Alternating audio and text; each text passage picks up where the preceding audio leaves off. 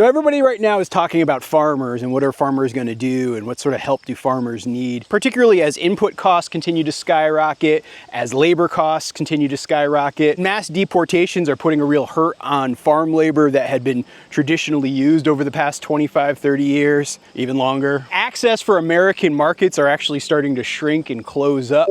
And I don't know exactly the solution of what should be done, but I know what shouldn't be done. When stimulus payments or just essentially welfare checks are made out to farmers, it really doesn't help the farmer in the long term, and it really only helps them get by in a pinch.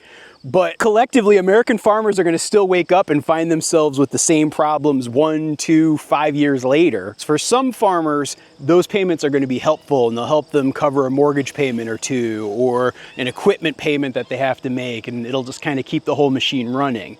But for a lot of farmers out there, and most farmland in America, they don't actually need that immediate payment to keep going. In fact, they're going to get that excess capital and then they're going to spend it either on buying more land, which is going to further drive up land costs, which is a big part of the problem that most small farmers are facing right now, or they're going to buy more equipment, which is also going to help further drive up prices. And really all that money is just going to go back into the pockets of people who are selling land and or equipment and or inputs like fertilizer and seed and packaging, all sorts of stuff like that. And it's not going to make a significant difference in the long-term problems of small farmers. And believe me, this isn't like my own original idea. Many economists have written about this. Many people in the ag space who are a lot smarter than me have written about it or talked about it in podcasts or videos. But it's a real problem, and the biggest farm lobbying voices are those biggest farms who, for them, this is still going to be a net benefit. What we should be doing is asking much bigger, much more significant questions like,